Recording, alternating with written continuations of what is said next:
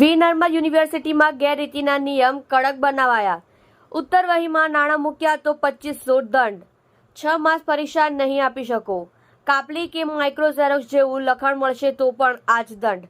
અવારનવાર વિદ્યાર્થીઓ ઉત્તર વહીમાં રૂપિયા મૂકતા હોવાના બનાવો સામે આવ્યા હતા. અભદ્ર ભાષા લખશો તો 1000નો દંડ. તમામ પરીક્ષા કેન્દ્રો પર સીસીટીવી ફરજિયાત.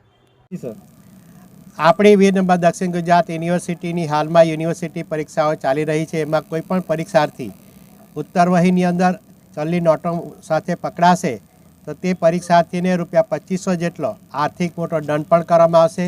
અને આ યુનિવર્સિટીની ભવિષ્યમાં લેવાનારી 6 માસ સુધીની ઓન ડિમાન્ડ અને પૂરક પરીક્ષા તમામ પરીક્ષાઓનો એમને લાભ આપવામાં આવશે નહીં, અટકાવવામાં આવશે. આ ઉપરાંત યુનિવર્સિટી તરફથી જે લોકો આ પરીક્ષાર્થીઓ અભદ્ર ભાષાની અંદર લખાણ લખે છે તે વિદ્યાર્થીઓને મેન્ટલી માનસિક સર્ટિફિકેટ, ફિટનેસ સર્ટિફિકેટ પણ મેળવવાનો એને આદેશ જારી કરી દેવામાં આવ્યો છે.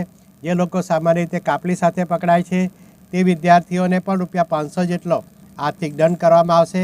અને તેઓને પણ આગામી લેવાનારી ઓન ડિમાન્ડ પરીક્ષા અને પૂરક પરીક્ષાનો લાભ આપવામાં આવશે નહીં. તેમજ યુનિવર્સિટી તરફથી મહિલા squad, flying squad, regular squad, gents squad જેટલી 32 સ્કોડોનું એમને સતત મોનિટરિંગ ચાલી રહ્યું છે. યુનિવર્સિટી ખાતે રહેલા તમામ યુનિવર્સિટીના પરીક્ષા ખંડો જે છે એ ઓનલાઈન કરી દેવામાં આવ્યા છે. એ ઓનલાઈન મોનિટરિંગ પણ યુનિવર્સિટી ખાતેથી કરી દેવામાં આવે છે, જેથી તમામ પ્રકારની ગેરરીતિઓ તરત જ પકડી શકાય. શા માટે નિયમ બનાવવામાં આવ્યા?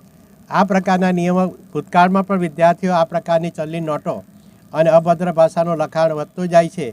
અને આને વિદ્યાર્થીઓ પર રહેલા આ સોશિયલ મીડિયાના પ્રભાવને કારણે એને અટકાવવા માટે આ પ્રકારના કડક પગલાઓ લેવાનું આ યુનિવર્સિટી તરફથી આયોજન કરવામાં આવ્યું છે.